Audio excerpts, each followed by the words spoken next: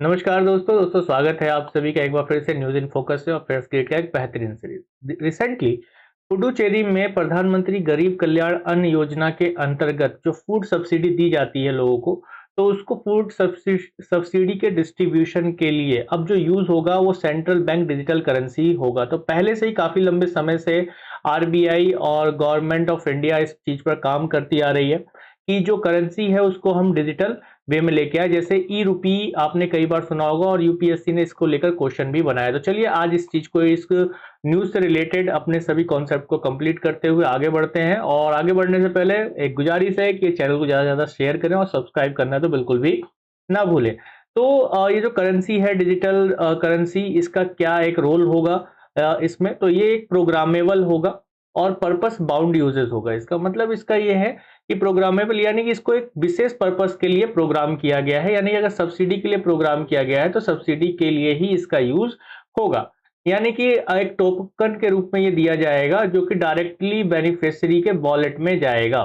ठीक है, जो वॉलेट होता है ये कौन देगा, तो ये बैंक जो है ये वॉलेट प्रोवाइड कराता है जो बेनिफिशियरी होगा उसको। तो उसके वॉलेट में ये एक टोकन के रूप में जाएगा और इस टोकन को लेकर कहाँ, जो दुकानें हैं पीडीएस की, है ना, जो राशन जहां पे मिलते हैं वहां लेकर जाने पर उसको सब्सिडाइज फूड मिल जाएगा। और इसके साथ साथ ये सिस्टम एफिशिएंसी अगर हम देखें और ट्रांसपेरेंसी है, यानी तेजी के साथ ये मैकेनिज्म काम करता है, एक डिजिटल कैश की तरह ये काम करेगा और हाईली सिक्योर होगा और फुली ट्रेसेबल होगा कि भाई इसका गलत तरीके से यूज ना हो। यानी कि मान लिया कि 100 रुपया अगर सब्सिडी का गया है तो उसका यूज किसके लिए किया जा रहा है, तो फूड ग्रेन खरीदने के लिए ही किया जा रहा है, कहीं और किसी और चीज में इसका यूज नहीं हो रहा है। जैसे पहले हम लोग देखा करते थे कि भाई गवर्नमेंट काफी पैसा किसी एक पर्पस के लिए देती है लोगों को, लेकिन हमारे देश में क्या होता है कि उस पर्पस को पूरा ना करके लोग क्या करते हैं, उसका यूज कहीं और कर लेते हैं, दूसरे अदर काम में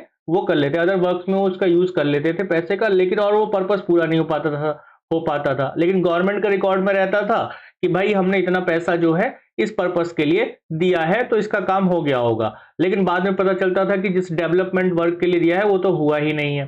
तो अब इस चीज को ट्रेस आसानी से किया जा सकता है कि ये एक प्रोग्रामेबल और पर्पस बाउंड के रूप में दिया जाएगा। अब ये जो पायलट प्रोजेक्ट है ये इंप्लीमेंट किया जा रहा है किसके कोऑर्डिनेशन से, government of Puducherry, reserve bank of India and public service management system and Canara bank. तो इनको ध्यान रखना है, बहुत इंपॉर्टेंट है। क्वेश्चन बड़े आराम से बन जाएगा कि किसके कोऑर्डिनेशन से ये किया गया है। पुडुचेरी के बाद ये इनिशिएटिव अदर जो यूनियन टेरिटरीज हैं वहां पर भी ये लिया जाएगा आने वाले समय में।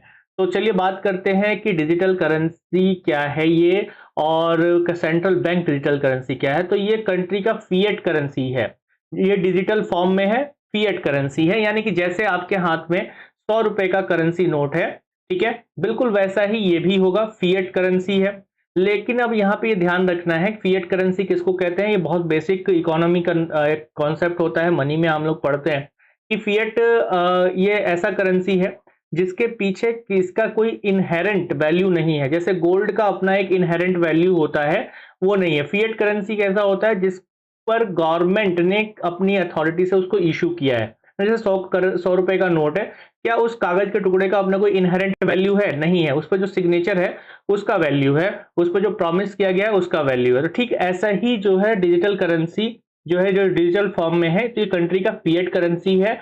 जो डिजिटल मनी जो ट्रेडिशनल बैंक अकाउंट में होता है ना, उससे बिल्कुल ये अलग है। ठीक है, जब बैंक अकाउंट में आपका पैसा हो, जो आपने बैंक अकाउंट में, सेविंग अकाउंट में पैसा जमा किया ना, बैंक में जो पैसा जमा किया, वो पैसा क्या है, वो बैंक की लाइबिलिटी है। ठीक है, लेकिन यहां पर क्या होगा कि सीबीडीसी जो है ये इशू कौन कर रहा है, डायरेक्ट सेंट्रल बैंक इशू कर रहा है। तो और जब ये इशू सेंट्रल बैंक कर रहा है तो यहां पर जो पूरी तरीके से जिम्मेदारी है, जो कह सकते हैं लाइबिलिटी है, वो किसकी है, वो सेंट्रल बैंक की लायबिलिटी। सेंट्रल बैंक बोले तो आरबीआई की अपनी जिम्मेदारी होगी। तो डिजिटल रुपी को हम दो रूपों में देख रहे हैं इंडिया में अभी। डिजिटल रुपी एक जो है ये इंडिया का ऑफिशियल सीबीडीसी है, रिकॉग्नाइज द लीगल टेंडर, ये चीज हम अभी इस चीज को समझ चुके हैं। और ये बिल्कुल वैसा ही है जैसा फिजिकल कैश के रूप में आप अपनी जेब में, जैसे 10 रुपए का नोट आपकी जेब में है, उसी तरीके से आपका जो डिजिटल करेंसी का वॉलेट होगा उसमें 10 रुपया जैसा है वैसा ही ये रहेगा, है ना, 10 रुपए जैसा ही ये काम करेगा उसी तरीके, जैसे आपने कैश जेब में रखा हुआ है ठीक उसी तरीके से आप इसको अपनी पॉकेट में रख सकते हैं। और जैसे कोई सामान खरीदा तो वहां पर आपने उसको खर्च कर दिया इस तरीके से, जैसे पॉकेट से निकाल कर आप 10 का नोट दे देते हैं ना, आपको इसमें बैंक की जरूरत नहीं है। आप जो कैश रुपया है, जो कैश है, उस कैश को आप बैंक किसको, किसी भी शॉपकीपर को दे देते हैं, शॉप पर दे देते हैं। तो उसमें क्या आपने बैंक को बीच में लेकर आए, अपने नहीं लेकर आए। तो ठीक ऐसे ही जो है ये डिजिटल करेंसी होगा। ये डिजिटल करेंसी है, सेंट्रल बैंक का डिजिटल करेंसी, जिसे ई रूपी हम लोग कह रहे हैं। तो ई रूपी भी जो है बिल्कुल ऐसा ही वर्क करेगा कि आपकी जेब में, जैसे वॉलेट में 10 रुपया पड़ा हुआ है, आपने सीधे बैंक किसको दे दिया, शॉपकीपर को दे दिया। जैसे फिजिकल करेंसी होता है उसी की तरह ही होता है। जैसे आपके हाथ में 10 रुपए का करेंसी नोट है, तो ये भी जो है बिल्कुल 10 रुपए के बराबर है, जो आपके डिजिटल वॉलेट में पड़ा हुआ है।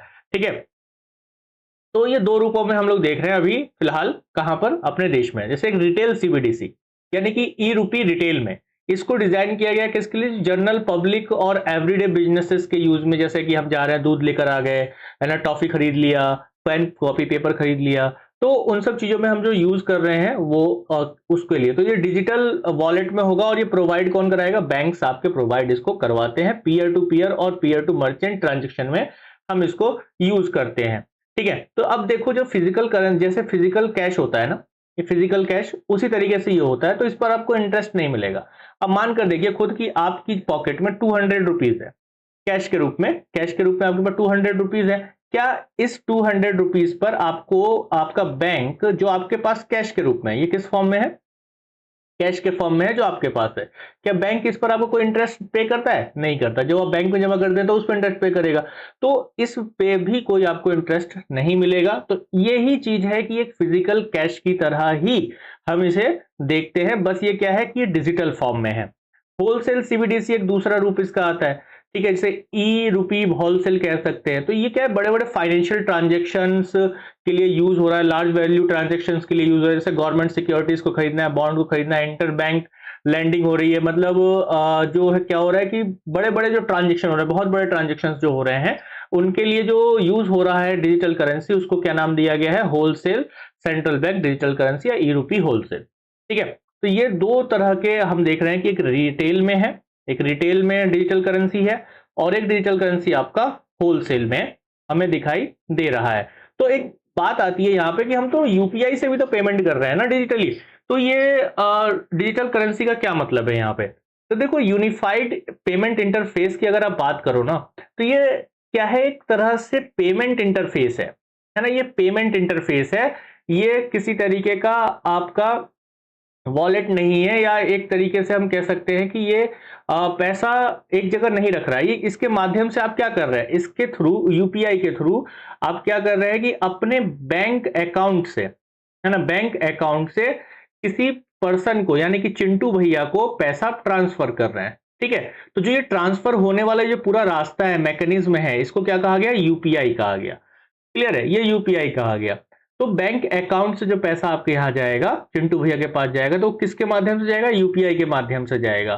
तो यूपीआई कोई ऐसा नहीं है कि उसके पास पैसा रखा हुआ है। लेकिन जब आप डिजिटल करेंसी की बात करते हैं ना, डिजिटल करेंसी की बात करते हैं, तो यानी तो क्या होगा कि वहां पर आपका एक वॉलेट है जो बैंक ने आपको दिया है, उसमें आपका पैसा रखा हुआ है डिजिटल रूप में। ठीक है, डिजिटल रूप में पैसा रखा हुआ है, और आपने किसी को ट्रांसफर कर दिया, चिंटू भैया को ट्रांसफर कर दिया। तो इसमें बीच में किसी भी इंटरफेस की, पेमेंट इंटरफेस की जरूरत नहीं है, डायरेक्ट ट्रांसफर हो गया। ठीक है, ये डायरेक्ट ट्रांसफर हो गया, लाइक ऐसे ही जैसे आपने कैश रुपया अपनी पॉकेट से निकालकर चिंटू भैया को दे दिया, मोमोज खरीद के खाया चिंटू भैया से, चिंटू भैया को कैश निकाल के दे दिया। क्या बीच में किसी तरीके के पेमेंट इंटरफेस की जरूरत पड़ी, तो नहीं पड़ी। और दूसरी बात की जो ये होते हैं यूपीआई के माध्यम से जो हम लोग करते हैं, ये बैंक्स बैकएंड लेजर में ये आता है। ठीक है, यानी कि आपका जो आप ट्रांजेक्शन होगा, है ना, जब आप अपनी पासबुक को प्रिंट करवाते हैं तो उस पर पूरा लिखा हुआ आता है। ठीक है, उस तरीके से होता है। तो किसमें होता है, ये यूपीआई में होता है। लेकिन डिजिटल में हमें ऐसा देखने को नहीं मिलेगा। हालांकि अभी जो है ई रूपी एप्स के माध्यम से आप क्यूआर कोड को स्कैन करके, यूपीआई क्यूआर कोड को स्कैन करके पेमेंट कर सकते हैं। ठीक है, तो कर सकते हैं, तो लेकिन वो भी कहां से जाएगा, वो आपके डिजिटल इससे जाएगा। तो ये अभी के लिए फिलहाल ऐसा किया गया। तो डिजिटल रूपी ट्रांजेक्शन जो है ये settle intensively wallet to wallet without needing the commercial banks. तो ये आपको यूपीआई और डिजिटल जो करेंसी है उसके बीच का एक डिफरेंस भी यहाँ पर क्लियर हो गया। तो अभी पुडुचेरी में जो सब्सिडी के रूप में पैसा दिया जाएगा, पहले क्या होता था कि डीबीटी, डायरेक्ट बेनिफिट ट्रांसफर के थ्रू क्या होता था कि लोगों के अकाउंट में सीधे पैसा दे दिया जाएगा, ठीक है, ऐसी बात हुई। लेकिन क्या यहाँ पे ये गारंटी ली जा सकती है कि जो पैसा दिया जाएगा डिजिटल फॉर्म में या जो अकाउंट में पैसा दिया जाएगा उसका यूज उसी पर्पस के लिए किया जाएगा जिस पर्पस के लिए दिया जा रहा है, तो उस पर्पस के लिए ही किया जाए, इसीलिए डिजिटल फॉर्म में और एक प्रोग्रामेबल तरीके से दिया जा रहा है, पर्पस बेस्ड, पर्पस बाउंड दिया जा रहा है। तो आई होप ये कॉन्सेप्ट आपको बहुत अच्छे से क्लियर हो गया होगा और यूपीएससी प्रीलिम्स में इससे क्वेश्चन 100% बनाता है और बनाएगा भी आगे। सो थैंक यू एवरीवन।